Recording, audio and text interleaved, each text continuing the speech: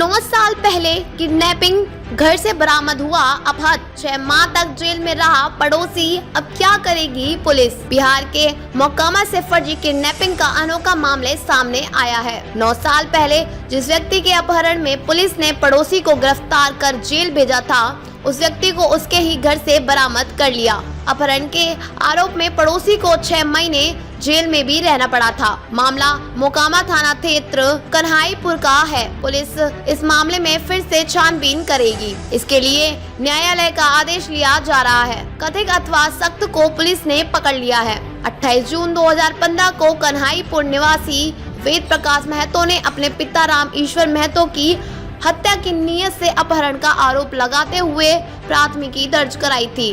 प्राथमिकी में जयराम सिंह महतो को नामजद अभियुक्त बनाया गया था। पुलिस ने जयराम सिंह महतो को गिरफ्तार कर न्यायिक हिरासत में भेज दिया। 6 महीने तक जेल में रहने के बाद हाईकोर्ट से वह जमानत पर बाहर आया। शनिवार रात जयराम सिंह महतो ने मोकामा थाने में पहुंच सूचना दी कि जिस व्यक्ति के अपहरण और हत्या के आरोप में उसे जेल भेजा गया था, वह घर पर आया हुआ है। पुलिस भी यह सुनकर चौंक पड़ी। जयराम महतो की सूचना पर पुलिस ने तत्काल राम ईश्वर महतो के घर में छापेमारी कर उसे बरामद कर लिया। पुलिस ने इस मामले में आवश्यक कार्यवाही की बात कही है। राम ईश्वर महतो के पुत्र वेद प्रकाश ने आरोप लगाया था कि उनके पिता खेत देखने गए थे तथा नीलगाय से फसल को बचाने के लिए वह हमेशा खेत जाते थे। 28 जून 2015 को भी वह फसल देखने के लिए घर से निकले थे, लेकिन वह लौटकर वापस नहीं आए। इस मामले में हत्या की नीयत से अपहरण का आरोप लगाते हुए प्राथमिकी दर्ज की गई थी। 9 साल गुजर जाने के कारण इसमें हत्या की धारा भी जोड़ दी गई। फुल प्रूफ साजिश के तहत 9 साल छुपाया था झूठ। रामेश्वर महतो और उनके परिवार ने फुल प्रूफ प्लानिंग कर 9 साल तक इस झूठ को छुपाए रखा।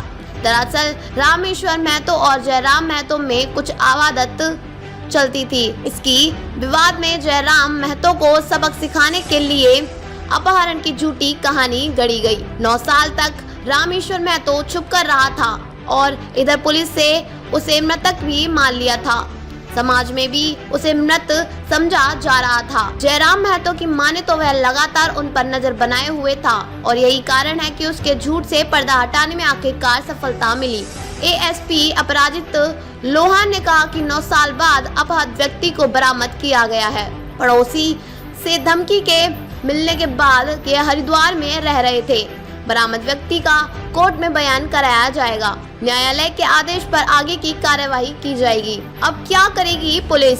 सहायक पुलिस अधीक्षक अपराजित लोहान ने बताया कि इस मामले की दोबारा जांच के लिए न्यायालय में प्रार्थना पत्र दिया जाएगा।